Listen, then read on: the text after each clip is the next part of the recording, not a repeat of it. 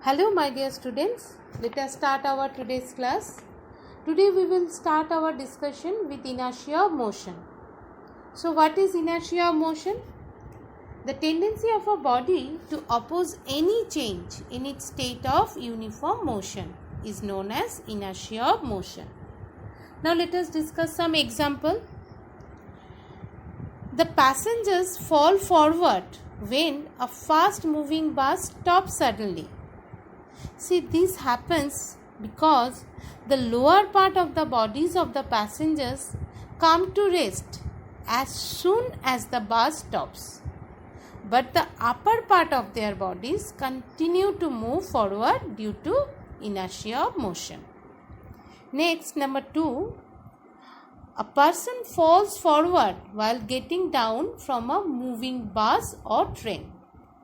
See, this is because as the foot of the person touches the ground, the lower part of his body comes to rest, while the upper part of his body remains in motion due to inertia of motion. That's why a person falls forward while getting down from a moving bus or train. Next, number 3. A stone tied to a string is whirling in a horizontal circle. If the string breaks, the stone flies away tangentially. So this is one important example for inertia of motion. Next, we will discuss about inertia and mass, the relation between inertia and mass. Now let us consider one example. Listen carefully. Consider two stationary objects, say a small table and a big iron table, a small wooden table and a big iron table. Now, if we apply the same amount of force on these two tables, what we will see? We will face difficulties to move the bigger table than the smaller table. It means the heavy table opposes more to the change in its state of rest than the smaller table. So therefore we can conclude inertia of big table is greater than the inertia of small table. Hence we can conclude inertia of a body is directly proportional to the mass of the body. Means if mass is more, inertia will be more. If mass is less, inertia will be less. Now I am giving a small classwork. Just answer me.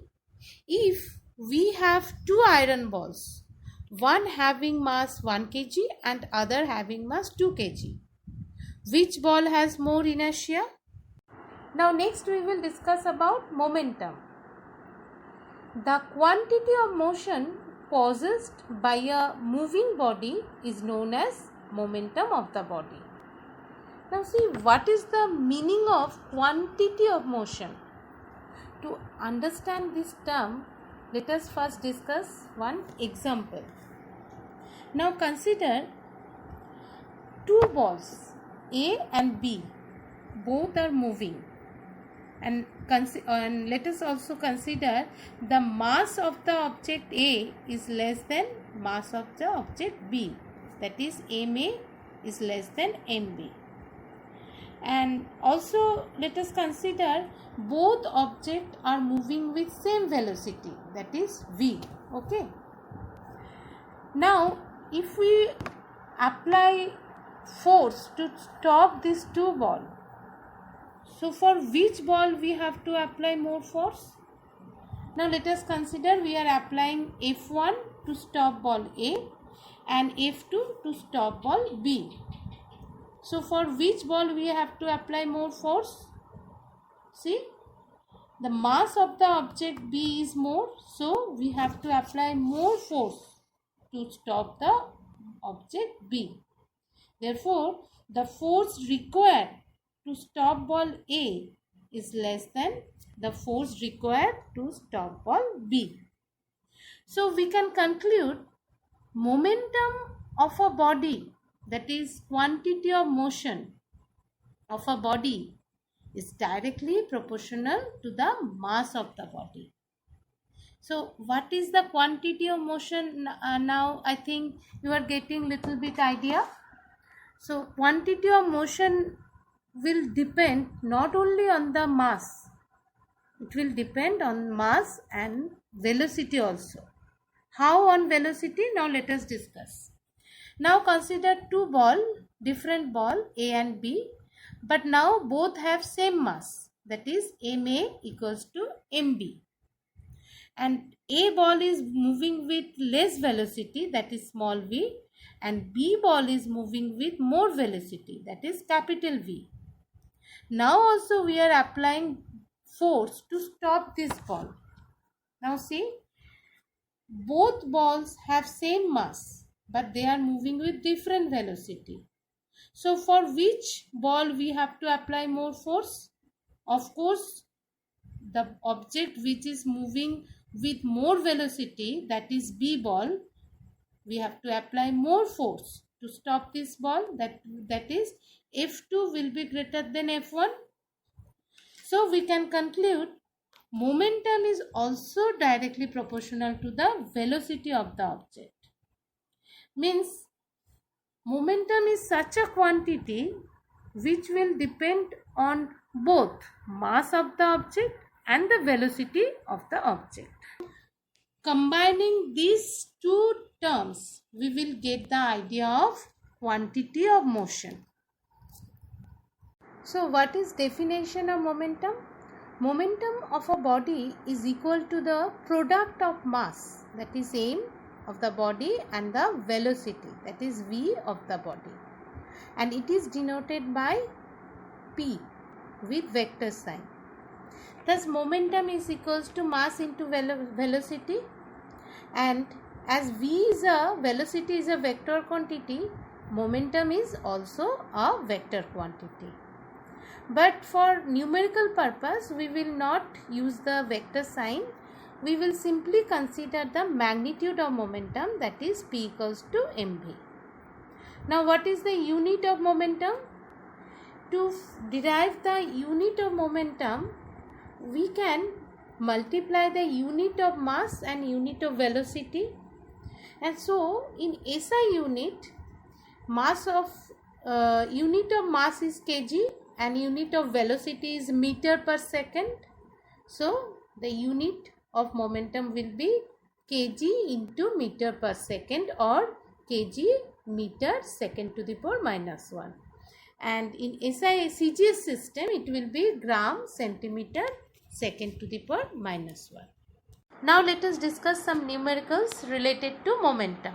First, a body of mass 60 kg has a momentum of 300 kg meter per second. Calculate its velocity. Now here mass m is equals to 60 kg and momentum p is equals to 300 kg meter per second, and we have to derive v, velocity of the object. So we will use the formula of momentum, that is p equals to mv, and from this relation we will get v.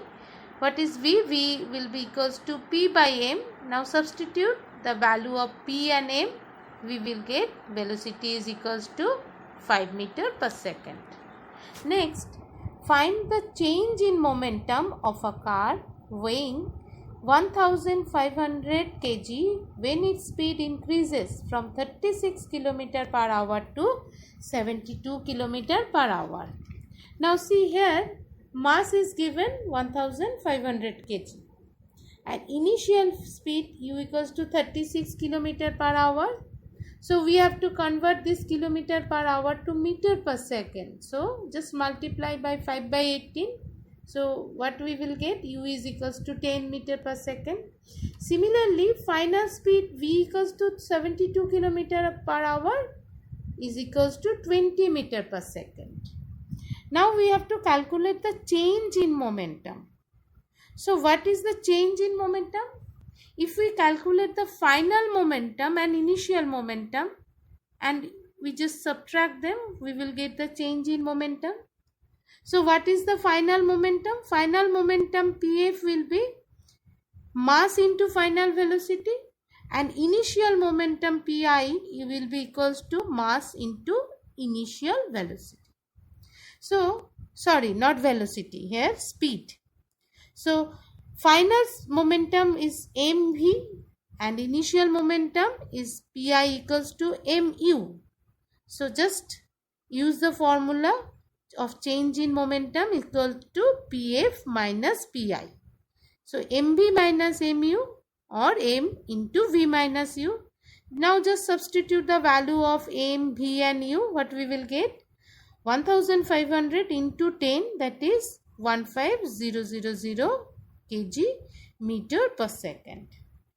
Now clear? So this much is for today. Thank you.